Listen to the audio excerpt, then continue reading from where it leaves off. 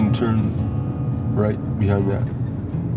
Not this turn, but the next one. We're in the car, driving along the Columbia River. Randy Settler is taking us to Lone Pine, the fishing village beside the river where he grew up. So does that across? Yeah, you can go.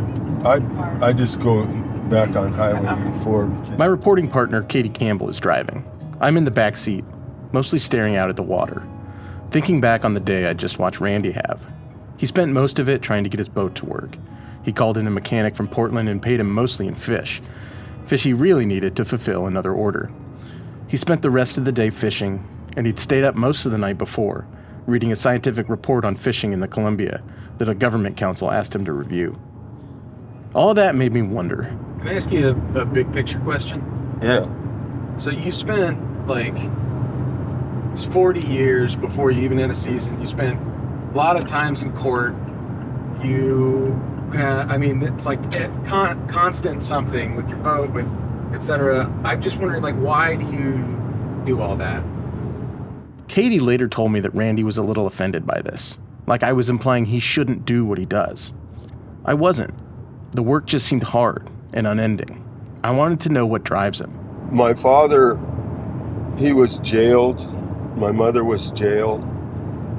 They fought cases to establish the fishing rights here on the Columbia River. We'd spent quite a few weeks with Randy at this point, and it was the first time he mentioned to us that his parents had been jailed for fishing. I knew vaguely that this kind of thing happened to tribal members in the Northwest. I didn't know how Randy's parents fit into the story, so I did a little reporting. I found his dad's name, Alvin Settler, on the front page of the Oregonian newspaper on the April 26, 1966 edition. The headline read, "Rifle-toting Indians Go Fishing." It was a story about a protest. State police weren't honoring the tribe's right to fish, so they armed themselves. Alvin told the paper it was, quote, "the only way we can get justice." We found another clip in the Columbian newspaper from 1982. It declared Randy's mom, Mary Gowdy Settler, the Columbia River's most famous fish law violator. I had learned about the civil rights movement as a kid, but there was an entire tribal rights movement happening in parallel that I learned almost nothing about. It happened right here where I live, and Randy's family was in the thick of it. Go ahead and drive in.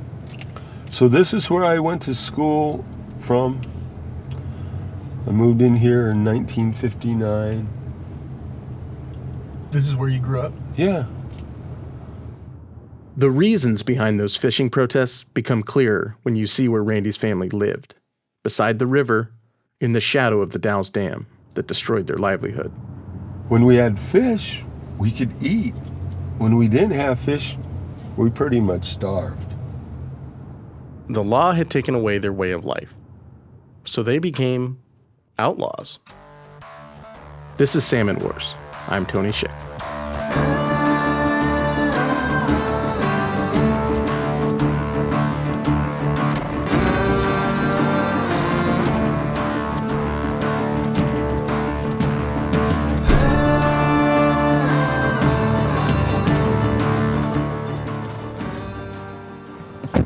At Lone Pine, Randy steps out of the car and into a village that looks remarkably similar to when he lived here 60 years ago. It's a shadeless stretch of scrubland with the highway on one side and the river on the other. There's no escape from the wind or the sun. There are stray dogs wandering around between mobile homes and deserted cars. If you look past them, you can see handmade wooden fishing platforms that look like they shouldn't be able to hang from the rocky cliffs. But somehow they do.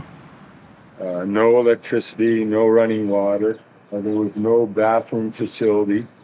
We had outhouses and a hand pump. Here at Lone Pine in the 60s, the settlers' daily lives were a form of protest.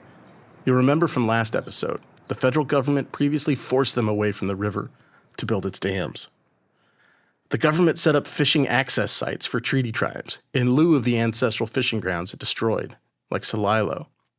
But the law at the time said they couldn't build permanent homes there, in the place that had been their home. So when farming on the reservation didn't work out for them, Mary and Alvin moved with their 4 children into a corrugated tin shed.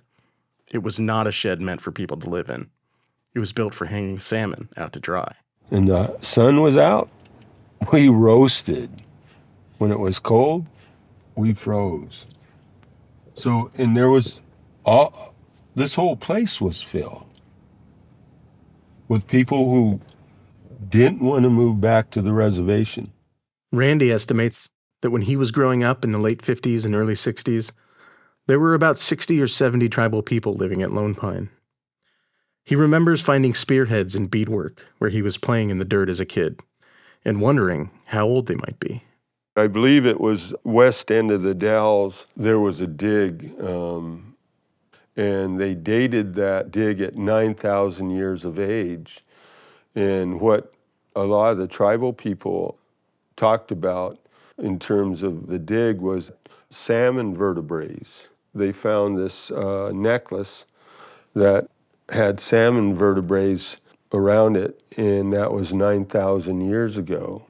When you learn these things as you're going through life, you realize that tribal people inhabited this land for 100 generations or 1,000 generations. And yet, when Randy's generation was born, Native families could barely survive at the river. Randy began operating his own fishing boat when he was 9 years old. I grew up in that first wave of people who had to figure out where they were going to fish because all the locations had changed and the main fishing area was underwater. States had tightly constricted when and where tribes could fish. Meanwhile, non-tribal commercial fishermen were still catching tons of salmon in the ocean. That meant the fish were intercepted before they migrated back upriver, where the tribes fished. It was around this time that Native people in the Northwest took notice of the civil rights movement. And the tribal people saw that the only way that they might be recognized for their movement for treaty rights is if they became active, much like the African Americans.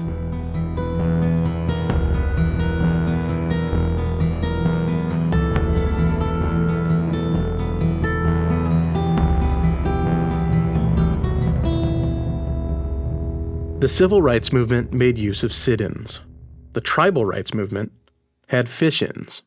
Now there are some new laws about what kind of nets can be used, and the Indians insisted on using illegal nets, so the police came. When I was just starting out as a reporter for OPB in 2014, a man named Billy Frank Jr. died. He was an 83-year-old member of the Nisqually tribe up in Puget Sound, and his death was a big deal to my editor.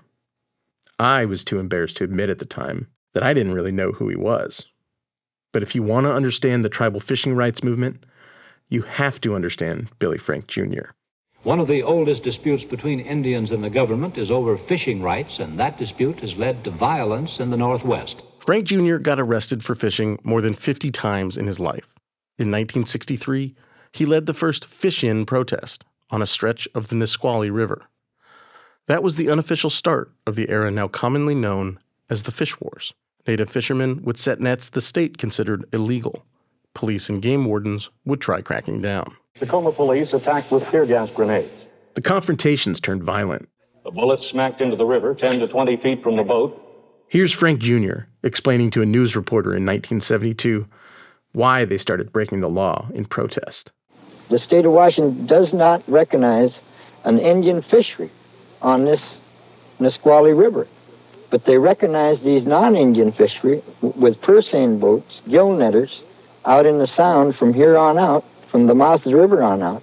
Basically, the white fishermen were allowed to fish in a way the tribes were not. And we've been here since time began, and they don't allow us a thing.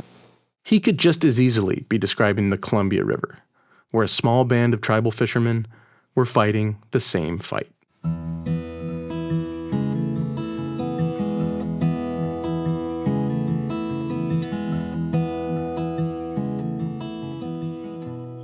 You know, here along the Columbia River, we We did the same thing in the 60s. And my father and my mother, they were a part of that struggle. A part of the struggle is putting it mildly.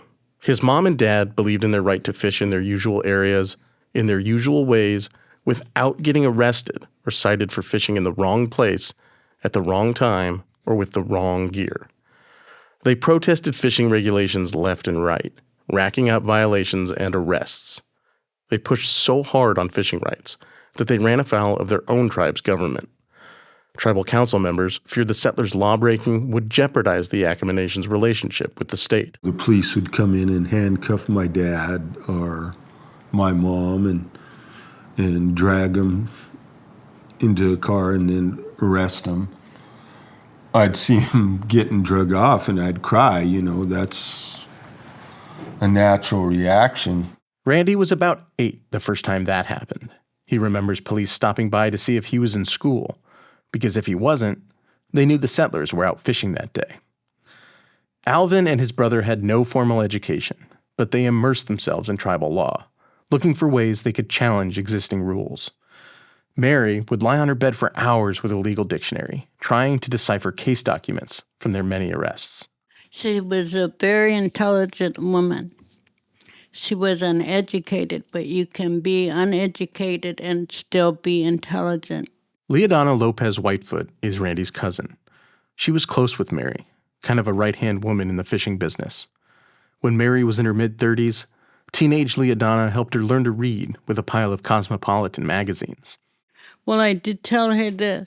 If you're going to keep getting in trouble, you have to learn how to read. Leodana remembers one protest on the Willamette, the main river through Portland that flows into the Columbia. The first thing when we got down there was a hog line, they called it. All the boats, they spaced themselves clear across that river, boat to boat to boat, all facing the same direction.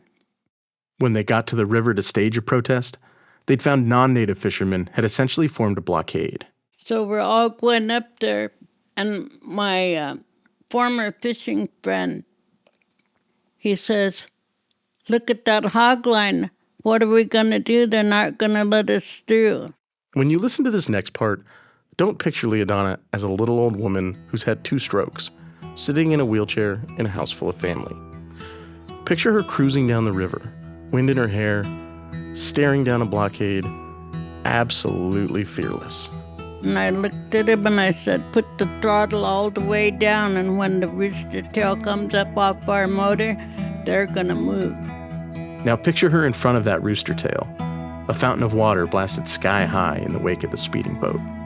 Anyway, he went ahead and he did that. Everybody looked at me like I was crazy. But he put the throttle down and the boat opened wide. And we went through. It was fun watching them part so peacefully. Then we went on in and we had our lumber and things, and the other boats that were following with us came through. And we spent the day building scaffolds in the Willamette Falls because we were going to take our fish because we needed it to eat, to live. During most protests, though, the family assigned Leodana to stay behind and fish from the few places tribes were allowed. They couldn't risk everyone getting arrested, not with kids to feed and a business to run. You see, the settlers didn't just catch fish. Mary started buying and selling salmon from other tribal fishermen up and down the river. They made enough money to buy a property along the Washington side of the Columbia, about 60 miles east of Portland. They built a house and a building for processing fish, and they put a lot of family and friends to work. She was trying to make sure that as many people could live as she could make it possible. Eventually, Mary became one of the biggest fish dealers on the river. She was a gutsy woman. She had courage. She was a gambler. And she would play high stakes. Not just in a casino, but I'm talking about in the game of life. State and federal policies toward tribal fishing had turned it into an illicit business. Thieves stole from nets because there were too few fishing sites. Dealers like Mary had to find a market for illegally caught salmon, which, Leodana will tell you, meant selling to some less than upstanding citizens. The people that bought the fish, I suppose if she told on them, she'd have probably been rubbed out before she ever got to court with that story. The family would send middle school kids, like Sam George, to camp by the river, late into the night, to watch their nets for thieves. She had crews just for cleaning, crews just for packaging. She had a couple ladies, crews cooking. Some people call themselves like fish hogs. She was a true fish hog. Like she wanted it. You remember Sam. Last episode, we spent a lot of time with him and his daughter, Ayana. They talk about Mary often when they're at camp, fishing the river sites that she claimed. And Sam passes on the lessons Ayana will need to be a fisherwoman like her grandma Mary. That's what Ayana asked me. He's like, how'd you learn? What'd you do with my grandma Mary? It's like, I learned just to go get it. He's like, you want it? She would, I thought you said your Uncle Mike taught you. Yeah, he taught me how to fish, but she taught me how to want bigger things. State police didn't exactly share in the admiration for Grandma Mary. They just wanted to arrest her. Throughout the 70s, Mary was buying and selling fish caught outside the commercial season. She said state limits made that the only way tribal fishermen could catch enough to survive. She knew it was illegal. It was another kind of protest. We explained in episode 2 that the ceremonial season each spring is when the tribe authorizes fishing only for longhouses. Mary sold those fish, which was controversial, even within her tribe. I should pause here and note that this aggressive approach to commercial fishing, this is also part of the settlers' legacy. Randy talks with a lot of pride about giving fish away for ceremonies. Still, he's also known as someone who has really emphasized commercial fishing. And that rubs some tribal members the wrong way. Okay, back to Mary. The police didn't really care about why she did what she did. They were zeroed in on catching tribal fishermen breaking the law. This was crucial to the conservation of the fish, they said, apparently ignoring these several thousand years that Native people managed to keep salmon abundant, even without the presence of white police officers. So undercover agents from the Oregon State Police posed as buyers to catch Mary. In the summer of 1978, they charged her with 15 felony counts related to selling salmon caught outside the commercial season. Mary told newspapers at the time she had a hard time finding a lawyer who would take her case.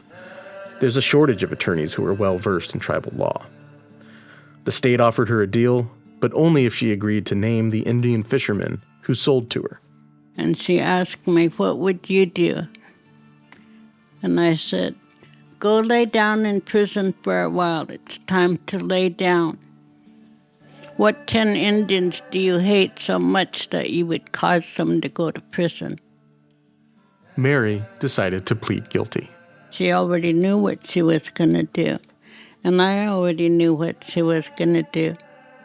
She was sentenced to 10 months in an Oregon prison. Mary and Alvin divorced during her imprisonment. Even though the tribally registered fishing sites are usually held by men, Mary managed to keep her family's fishing sites in the divorce. Alvin got the furniture. Police continued to target tribal fishing throughout the 70s and 80s. They blamed tribal members for the lack of fish in the river.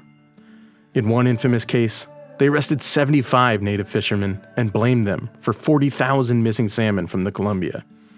They fingered one of Randy's close friends, David So Happy, as the ringleader. He got 5 years in prison. Except it turned out the fish weren't actually missing. They just sought better habitat elsewhere in the river, away from an aluminum smelter. In the same vein, undercover police busted Mary again in 1982. Randy and his brother were with her. This time, tribal leaders were outraged on Mary's behalf. Unlike those early years in the fish wars, today Mary and Alvin are anything but disavowed by their tribe. In episode 1, you heard the reverence people now hold for Mary. What Mary did was fight for salmon. swimming and fishing to Nusso. When Alvin died in 2013, tribal council members described him as a river warrior, instrumental in maintaining tribal rights. The newfound appreciation for the settlers wasn't so much about what they did at the river. It was about what they did in the courtroom. We have some of the landmark cases, and they're standing to this day. Coming up after a break. The Indian claim is always essentially the same, that the federal government is giving the Indians more lip service than support, that by not honoring or enforcing its treaties with the Indians, the federal government is jeopardizing Indian culture and threatening the Indians' economic survival. The fish wars never really ended. The battlefields just changed.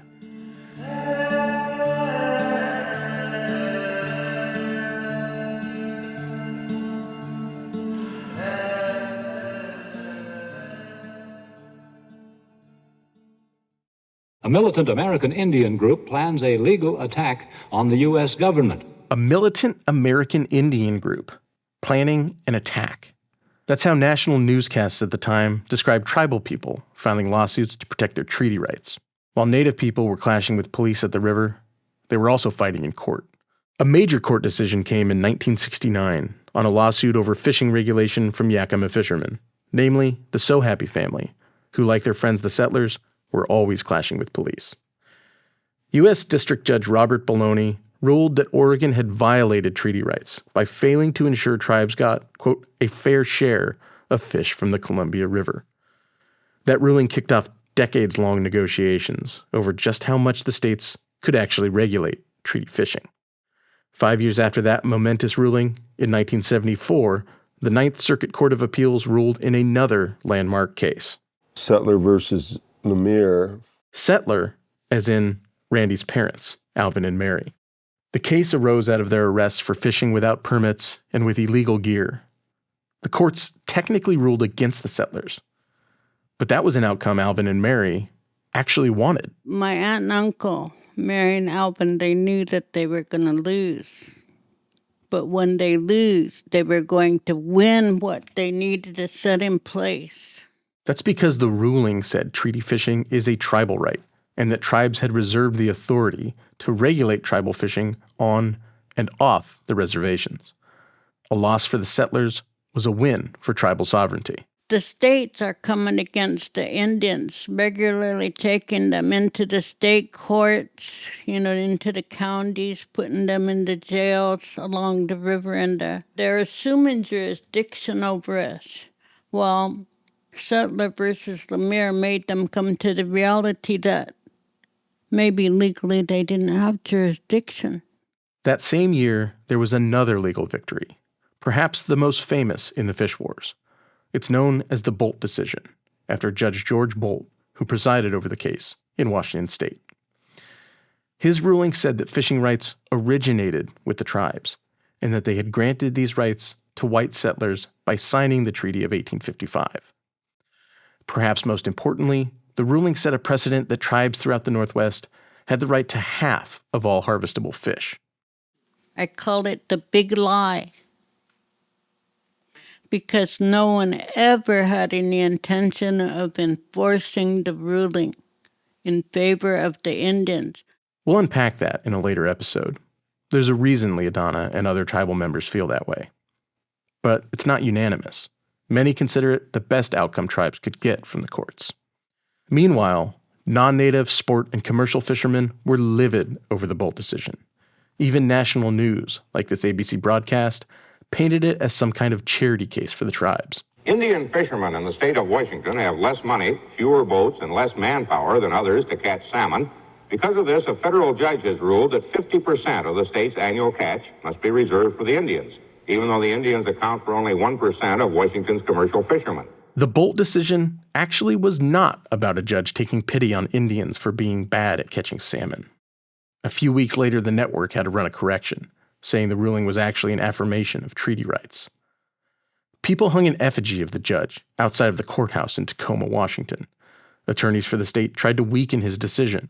Again, here's what you would have heard watching network news at the time. Indian leaders say all of this has helped their tribal economy, although it has been done at the expense of the white man who now says he is the one who is disadvantaged. I'm hoping this podcast ages better than that.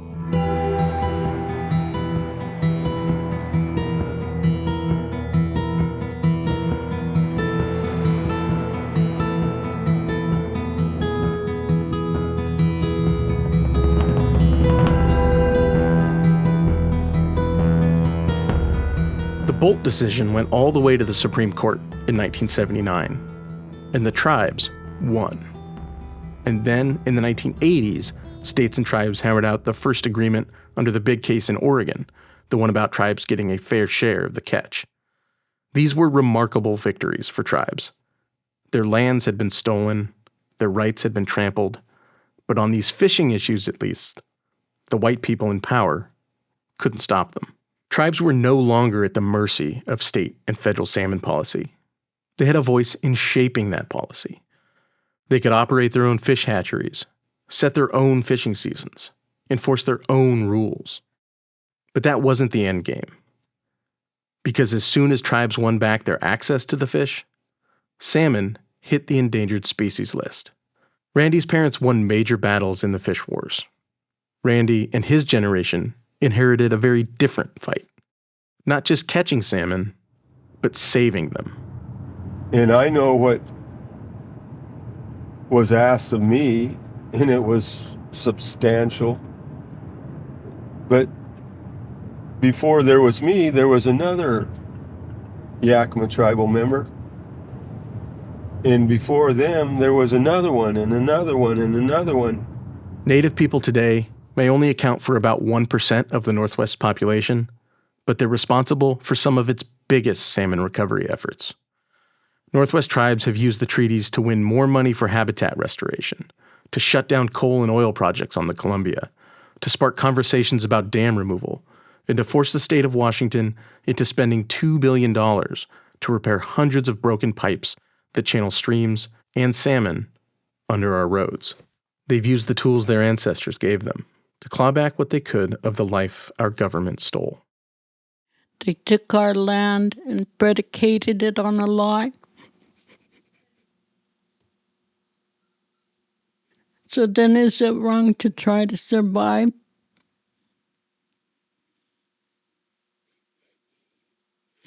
If you knew all the things that went back to how many times, how many ways the government tried to starve and kill the Indian people, then you might fight back too. I did pray not to cry. But when you speak about genocide, how can you not cry? Because when the Columbia River area was settled by non-Indians, they killed the Indians at will, and they left their bodies laying all along the banks of the river so that the other Indians could see them and be afraid to come to the water.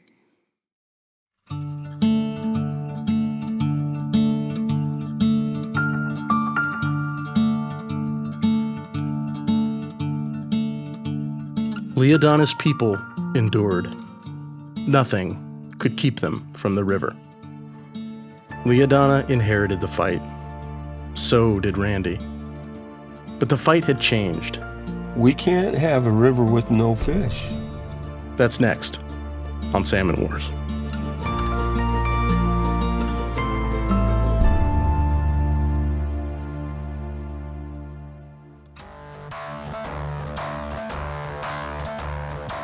Salmon Wars is brought to you by Oregon Public Broadcasting and ProPublica.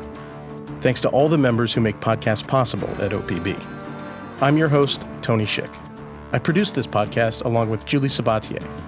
Katie Campbell at ProPublica contributed to the reporting. Our editor for this project is Anna Griffin. Our sound engineers are Nalene Silva and Stephen Craig.